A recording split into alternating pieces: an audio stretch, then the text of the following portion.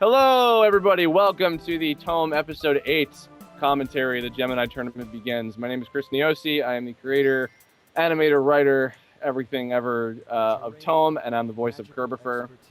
And this is the first half of the Gemini Tournament. I am joined for this commentary with a metric crap ton of the recurring actors from the show, as many as I could get together. We're recording this during the holiday season. And would you guys all like to introduce yourselves? No. No. I'll pass. I understand. I get it. Talk. I'm not gonna be first. No, you have to be first. I listened to you first. No. Ladies first. It's common courtesy. But there's another lady here too. Okay, Well, then she can be the second lady. You appeared in the show before Keith, so you go first. Okay. I'm Sarah Williams. I voice Saturndiva. Yay! I'm Jessi Nowack. I voice Hyprelynx.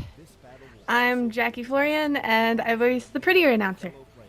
I am Deven Mack, actor and writer of Rockoon, and the assistant voice director. I am Edward Bosco. I am the voice of Doubling and Skeight. I'm Anthony Sardinha. I'm the voice of Demonking.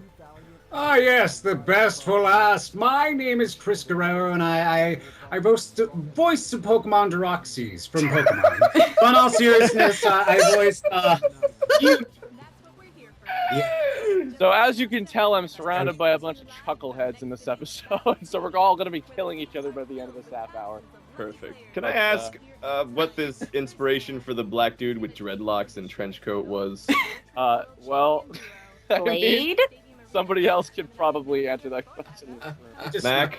I was about to point to Mac and be like, him? Oh, really? I thought he was based on that guy from the Walking Dead video game. That black guy with the long hair. Yeah, there's a bunch of... You Dave mean Fenoy? old Mac? Yeah, that guy. Oh, Kira. Or not. So Mac in So, 30 by, years. so Got it. by the way, her name is Anneva, Jackie. Oh, I get it! That's Anneva! maybe- I got it. I don't. But she's the prettier one because she has blue in her hair. Yeah, She's prettier because she's tanned. she does have a nice sound. She does. I should have looked up what episode we were watching because And I I should have thought turned it off was my going to phone. be Hyprelynx's, and I'm like, I've never seen this. Hyprelynx is in this episode, but she has a total of 0 lines. Oh, So- fun! You shouldn't talk to Kimlin. I'm just saying, see, she's gonna go crazy. Kimlin Tran, voice of Granda, could not join us. She's busy with class tonight, I believe, but we all love See, her. and people are probably like, this is amazing acting. And then when you meet Kimlin, it's like, oh, she wasn't acting. She can do that, like, all the time. I never understand her when she says, I can't do high-pitched characters. Kimlin? She's You want to think about that comment for a second, Kimlin? Granda's another character. I just let the actor just go and just improv whatever the hell, like Rockoon. And I'm just like, all right, Kimlin, in this scene, Granda is yelling and screaming at this character, go, and then she just comes up with something ingenious. So, That's good to know where her mind is. absolutely. I mean, because little Asian children playing video games, they're all as psychotic as it is. They're all crazy. I blame Pokemon. So this episode, this was meant to be like a funnier one. I think a lot of people were having expectations of this first half was going to be like all these really epic, like super in-depth, like sophisticated fight scenes. And this one that we're watching right here, like, was one that I put a lot of effort into it, and I like how the animation turned out. But for the most part, these battles in this first half of the tournament were all just kind of like, you know, quick little funny gags of all the characters coming back and having a little moment and doing some funny stuff. And, you know, because I love all my recurring cast, and just, but the problem is with the way that the show is set up, there's not always a lot of time to do a lot of stuff with them. So with this is a good opportunity to have, like, you know, each of the characters have some funny moments and some memorable little, you know, jokes and stuff. So a lot of fun favorite moments, you know, throughout this whole one. And I was happy to get pretty much everybody came back for this. Everybody came back and reprised their roles, and it was awesome to work with y'all again. So I can't believe the Scalies lost. I know, right? Hey! Come on, Team Fur. This is one of my favorite moments in the whole episode. Is where you go off, Sarah. It's Yeah, I beautiful. love this. Okay, Curb, remind me that one line I do, like this is good stuff. Was that in the script or was I just? No, going? that was not in the script. You came up with that, and I'm like, that's too good. I'm keeping that. It's so good. When I heard that, I was like, John Jafari would be proud. Good stuff. Good stuff there. Yeah. Am I downright? I love your downright insult thing. I was. I love it when Curb lets me go off script and it's like, let me launch into this with just this line and then I'll see where I go. Yeah, Liz Losi, our script supervisor, had a field day with Saturndiva's mean taunting forever, and then Sarah went a step further with it with the good stuff. Oh, there goes our two. By the way, there goes our two very gracious sponsors for this episode. Those two guys in that last match, like. Yeah, I was gonna ask. Those were the two guys. So. Meanwhile, in a dark alley Yeah. somewhere. Nylocke has a beard now. Yeah, at first I was like, why the f does he have a beard? Like, has he just been grinding that hard and Because that he's long? become the ultimate neckbeard. Never mind me not. Jeez. And then of course we find out in your short where you get to do your battling Tim Curry's with Stephen Oh Kelly. yeah, with his little pencil-ass mustache. I thought he was gonna have like a beard just like that. I didn't know he was gonna have like a little evil 30s mustache. No, Like the devil mustache. yeah, white little whip smash. Guys, winter is coming. Oh, no. Bitch, winter's here. I live in Canada. Yeah, me too. Yeah, I'm in New York, Canada. That's where I live. Where it's also we're snowed in right now. There's me. Wait, who's this I douchebag? remember snow? snow. Yeah. I remember snow. Snow was... I Doesn't don't he remember make snow. I live in the desert. Curb, let me ask. Doesn't this guy make enough that he could buy proper clothes? Yeah, why are they all stitched up? I'm sure he's been grinding for a while now. So has his hair always looked like that, or did it slowly evolve into the starfish shape? I feel like his hair is sentient. Oh my god, I see a starfish now. You will never not see it again. It's ready to just jump up. I think he Tricked used to in have a his hair. different shape like early Does on. he have dreadlocks? Is that because there's no reason anybody needs to have a f***ing hat that big? with For a no I like his hat. dread- It's like a combination stovetop / sock hat. Hey Sarah, you won by the way. Sarah, you did a victory thing. Oh, that happened! Yay! What's up with these douchebags? These are douchebags. Oh, Kizuna, master of the sharpshooter. What? That's what it said there. There's no what she's Master good of at the the sharpshooter. By the way, if you guys can spot, there's a couple little cameos in the character roster on there, including. I was gonna say, yeah. There's Blonick and Blales. You can know those cartoon. There's Emmy from Mr. Grimm's cartoon. Up and now it's Who time. makes, seriously, who makes Blonick references, by the way? Wait, was Who that would do a something frog with a skateboard? No. Like, You guys I wanna can't talk about believe the Rockoon's a communist now. So little back. For Mother Russia. I want to give a little backstory real quick. So in the very first draft of this episode, doubling was going to come back, and I realized that really makes no sense for him to just come back after making such a big deal about like, I'm never playing this game, never again. Bye, Archie, he's dead. I love you. I love you, Mike. Well, Well that's done. the joke. The poor Archer. but- He's just but, like, I'm here, I'm gone. We came up with the idea for the Rockoon short, which Mac helped write as well, and I wanted to have Doubling come back, and I thought, oh, Skeight was a character I never made like a TOME equivalent to, so I had him in there, and it made for a really good way to kind of bring Doubling back, but under a different sort of disguise, because his pride wouldn't allow him to, be himself. And so when it was established that Skeight and Rockoon were going to be in this scene, I let Mac and Bosco kind of go nuts with it, and if you guys want to go into that. Going nuts is a thing we did. That's what I The do. awesome truth. Yeah, this is great. I love this. Like the whole this is a lot of inspiration from like wrestlers and people that Mac and Bosco based their performances off of. Oh yes, Kai and Tai, and then me and my blatant Beyblade references. Because why not? I especially love how he spins kind of like a Beyblade when I know. throw him. Let it rip. I should have said that. Here we go. Let it rip.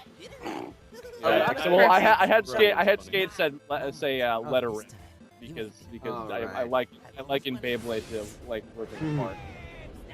Now, a lot of people were pretty surprised when I threw doubling Skeight out of there like that, but basically I kind of foreshadowed it in the short beforehand. I said, "Screw up, interrupt me, take my spotlight, and you're gone." And he talked, so I got rid of him, and I paid for it. And he did pay for it because very dearly. Mac and I were kind of on the same page about how like Rockoon needs to pay. He's been a bad little boy and he needs to pay. It's his arrogance that's always tends to be his downfall. I would just like to point out if Skeight had not been thrown out of the ring, we totally would have won that round. I would have murdered you, bro. It's just a little disorienting hearing Edward Bosco be all bright-eyed and bushy-tailed. I love these two characters. This whole joke was my favorite part of this episode. My God, I have been wanting to do this particular gag for the first drawing I did of Suzaku and Shogun.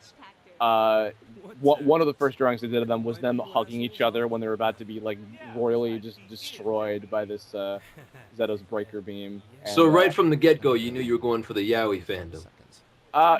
Totally, yeah, absolutely.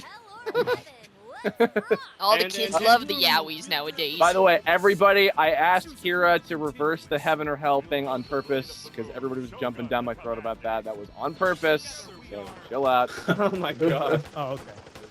That poor thing happening. Hey guys, you just got owned. Yeah. Oh, and also, Juicy Flanagan. I am under the impression that he is partially of Asian descent, and he sanctioned that this joke was totally okay. So to anybody who was offended, I apologize, but I was totally given permission to do this. Is that No, his it's okay. real name? He's Asian, so it's okay. He's actually Asian. That makes it all okay. Juicy, like is it that on his birth certificate? Oh yeah, Probably. Yeah. Oh yeah. Yeah, no. It was a thing that- Juicy Flanagan, you are so talented. He's extremely attractive too. Very, very super talented. He should die. Does that mean he's always thirsty or what? I don't. Yeah. His first. Oh, there you go. Because of the Jessi. Flanagan, he also might be I gonna don't know, die. Irish or Scottish or something. So this is with Jessi and Mike. Mike actually couldn't be here because he's busy working on getting his phone fixed, I believe. Yeah. So I will relay to him what exactly happens in this battle. It probably won't still be working by the time this gets out. So I gotta say, I think I mentioned this in the episode 6 commentary, but Jessi and Mike did me a big favor because I had a couple other actors planned for Hyprelynx and Nylocke early on, and they both ended up kind of bailing. They were super busy, and I went to a couple other different people, and ultimately I went to Jessi and Mike, and their performances were so great and cute and adorable. And you both, hands down, nobody's gotten to hear it yet. You guys won hands down for best bloopers in recording. Oh my God, our bloopers. I forgot about that. You recorded together. Like, Yeah, in the he same was at my house, and I was like, let's just get him over with right now. So I was directing him, and he was directing me. And if anyone watching this watches Pokemon Bridged, we do that. So we already have good chemistry writing together and stuff like that. So directing is fun. A lot of swearing, a lot of raunchy jokes. Can't believe that dog's dead. What, the dog that got knocked off? I know. Who cares about the robot? They have no feelings. What happened if we die? You're robotus. when I first saw this, I was like, "What the f is going on?" I remember watching this with the staff of the fan. Like, we all went through like a TOME marathon, and everyone was like, "What do we do? What's going on?" Oh, I literally thought for a second that was my computer going weird. Yeah, I know. Yeah, that was I duped everybody with that. Hello, Christina V. Oh, here we got Christina V and Mr. Guerrero here as the two bad guys. Jantran! Yeah, and Jantran and Moscow. Moscow was going to join us tonight, but he wasn't around, unfortunately. So sorry, Moscow. But yeah. Oh, there's your line. And then I did it. Here comes another one. Here comes another one. Here comes another one. Oh my God. Wait. Ready? Wait Ready? for it. You ready?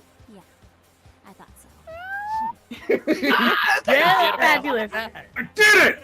that's why he makes the big bucks. This is just I got into character by just getting in the friend zone and eating 2 tacos before recording. So I was. That has to come in behind you then. I don't know about that.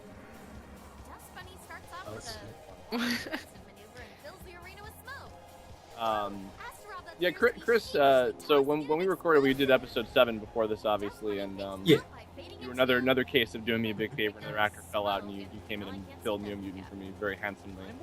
And I remember when we were recording too. I think did you suggest the accent, and then that's what we ultimately ended up going? Yeah, I said, what would you prefer? Would you something with an accent or without an accent? And we just ended up going with the accent because, I don't know, I guess it sounded cooler. Because I guess because this guy, he's just like he's just like a doof, but he seems like, oh, but I'm so cool, I can get all the honeys. But in the end, he's just like this just weird, clingy loser. But he has a good heart. Sure, he's got a good heart. He's got a good heart. Very descriptive, I must say. Neo's accent ended up being really cool, and I loved it. Although it also affected later Dust Bunny. I think Dust Bunny at one point was planned to have a little bit of a southern dialect, but because Neomutant's accent was a little more heavy than we had originally intended, I thought I don't want to overkill with having all the hackers being like, you know, ethnic stereotypes. Wait a minute, actually, Are you calling me an ethnic stereotype of thingo? No, but I ain't the internet is so. Oh, they crazy. He just wanted pure Mexican quality, and that's what I gave him. And didn't you do a really racist Mexican voice once for something?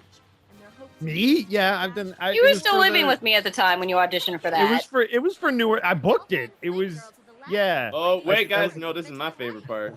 Oh, you know, by the way, I should mention too. So because Saturndiva's back, I love this scene. This is another one I was really looking forward to doing.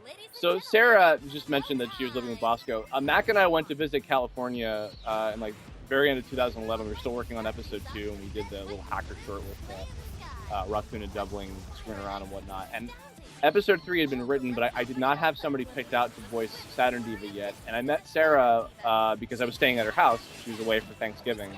I still don't want to think about that. No, I know. We're not going to go into the sad stories. Don't worry. This is a good story. But I was a horrible person. But I got to meet Sarah. I became more familiar with her work after Skullgirls because I did some animation on that. And she was Peacock.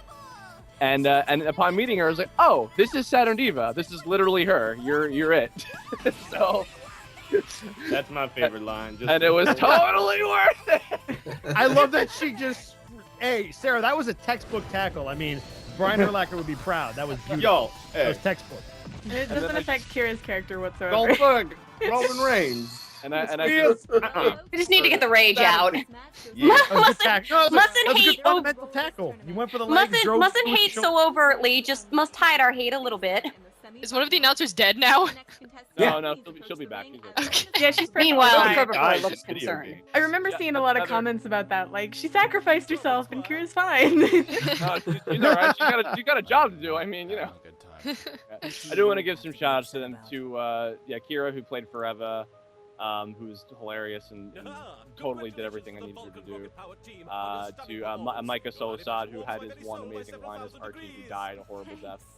And Fia Yu, who played Whitey, who's still the fan favorite recurring character. I tried to get her on this, but she and Micah were super busy for the holidays. But we love you guys. And now we're back to these other characters who are boring and dumb. Is this like had a tube? Is this like what? It's a stovetop hat thing, but it's like got the consistency of a sock, so it's all droopy. It's a burlap sack, and then the little. I feel like does he keep anything in it? It needs to like keep potatoes in it. Beaches. It's like a black hole of magic and wonders. It's his ultimate weapon. Uh-oh. Team Edgy versus some guy. versus the vanilla midgets. Oh yeah. I want to call him Patches. Patches. That works. Got lots of patches on his clothes. Patchifer. That's what Saturndiva, if she ever actually interacted with Curb at some point in the show, she'd call him Patchifer. You would call her Patches, yeah. And you take a really dark. Yeah, she's fine. I can't believe he's gonna catch this. Oh, he Man. caught it right in the face.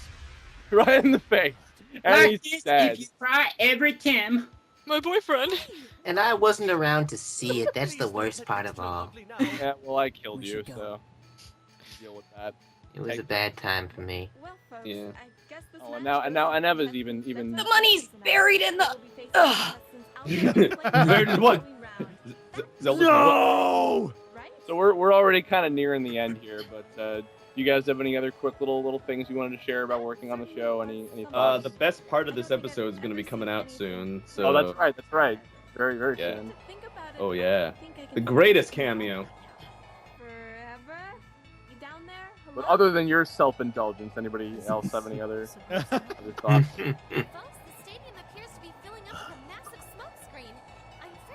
Say something, no, but but it's too smoky to see anybody in this chat. Gee, I totally couldn't think of who could possibly be doing this, even though they did it earlier in the match. Jesus! Yeah. Pepper shake.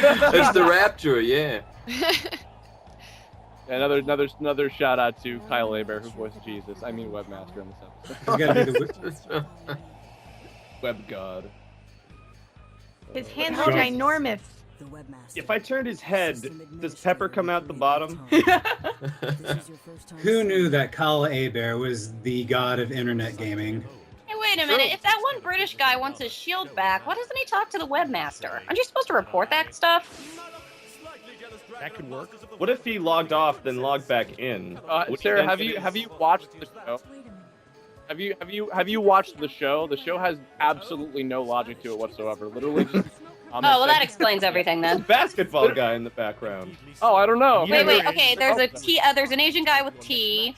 There's a yellow tie guy. There's a water-looking person. These are all like cameos to Oh, there's the trench coat guy with the dreadlocks. Yeah. Oh, guys, Yeah, he looks nothing like me. It's coming. That's crazy. Yeah. Who's this douchebag? Aw, I I love like the him. music. It's building up. There you go. So yeah, we're nearing the Epic end. music tells me to be epic. Continue. Get it.